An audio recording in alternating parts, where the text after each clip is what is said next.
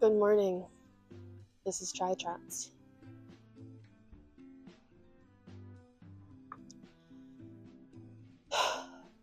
We're jumping right in with being vulnerable on the internet. Today's prompt, I do have my journal in front of me. Today's prompt is, who was I before this chapter? And to understand who I was before this chapter, I need to paint a picture of where I was before this chapter. 2 years ago, I was sleeping on my friend's couch after moving out of another friend's parents' house because I did not have a place of my own. Which, sidebar, again, thank you and I love you both and your families. I was in one of the darkest times of my life following the messiest breakup I have ever experienced. And to add fuel to my dumpster fire of a life, I was in the midst of an intense 8-month-long manic episode. I was angry and reckless and irresponsible and just plain fucking stupid. I was doing dumb shit and I was saying dumb shit and I was getting dumb results.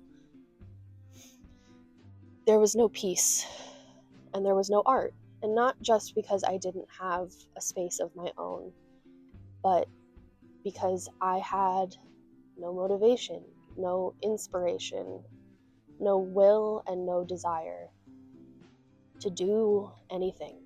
I was barely surviving. And for a brief time, I didn't even have a job. And my confidence was sitting right next to me at rock bottom. I had so many issues to manage that I couldn't manage any of them. And I think the saddest part was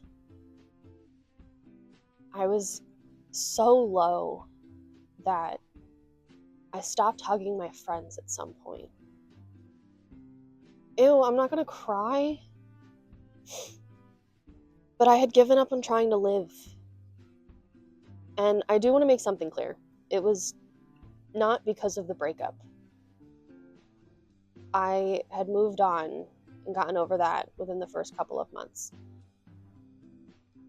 And I was the one who broke things off. Granted, 9 months or so later than I should have, but I digress. I had given up because I was so overwhelmed with self-loathing and feeling like I had just failed everyone I loved. And not to be emo and mean, sorry, but there was a point where I was only living because I could not let anything happen to my cat. But something I learned somewhere along that way was that living for my cat was good enough at the time because it kept me going, and that is what mattered. At the end of that year, my ex from 2019 reached out, wanting to catch up after 4 years of no contact. And you know what I said? For the plot. We ended up talking on the phone for like 8 hours. And at the end of the conversation, they asked for a second chance. And I said yes, right away. For the plot, of course. There was one condition though, and that was that we can make it through long distance for a little while first, because that's why we broke up in 2019. Because at the time, they were moving halfway across the country and I was stuck here. And they said, yes, I can do the distance. I can go the distance. Ew, I might have to cut that one out. But yeah, so they asked for a second chance. I said yes, if you can handle the long distance for a little while. And part of that being my condition was because I had finally saved up enough money to put down deposit and first and last month's rent on a place on my own. Something I never thought I would have been able to do. But I did it. I found a place. I put down a deposit. 2 weeks later, I put down first and last month's rent, and it was mine. It was going to be mine. And I wasn't going to have to sleep on my friend's couch anymore. I was going to have my own bed in my own place.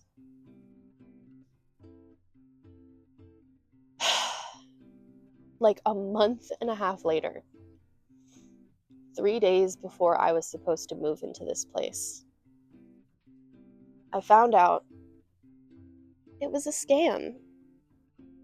She scammed me. I met the landlord. I was in the apartment. I saw everything. It was through a legal channel. Identities were verified. And she conned me out of $2,000 and a place to live.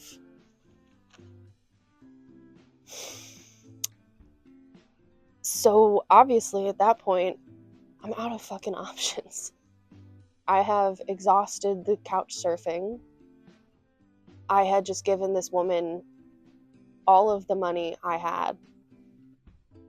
And I was working 50 to 60 hours a week, overnights, at a mental health facility. And I worked so hard for that apartment. And it didn't happen. So what did I do? Shortly after I found out that I did not have a place to move into, after talking to a couple people, figuring out my options, I quit my job that night. The next day, I packed up my car. The third day, I packed up my cat and I left Pennsylvania. And I drove for 3 days to Colorado. And at 10 p.m. on Christmas Eve that year, I made it to my new home, and I never looked back. Moving halfway across the country healed me in ways I did not know were possible. I lost 80 pounds. I was in therapy again consistently. I was happy. I had a place to live and call my own. My name was on the lease. I had my own room. 9 months after that, my partner and I packed up our 2 cats and our dog and moved to Washington State. And 9 months after that, we moved from Washington State back to Pennsylvania together and as a family. We never thought either of us would find ourselves back in this state. But now that, we've been here for a little bit, it's beginning to feel like home. And I spent the first 26 or 27 years of my life living in this state, and it never quite felt like home. But now it's beginning to. So who was I before now? Honestly, I'm not totally sure, because I also don't know who I am now. But one thing I do know is that who I was before this, whoever it may have been, I'm proud of them, because they didn't give up. And because now I am happy and healthy enough to do the work to find out who I am in this chapter. If you made it this far, thank you. That's crazy of you, but also really, really cool of you. Don't forget that. You're super cool. I'm trying not to cry at the moment. I'll probably let the tears loose once I stop recording, but that felt good. Thank you for being here. I'll see you soon. Okay, love you. Bye.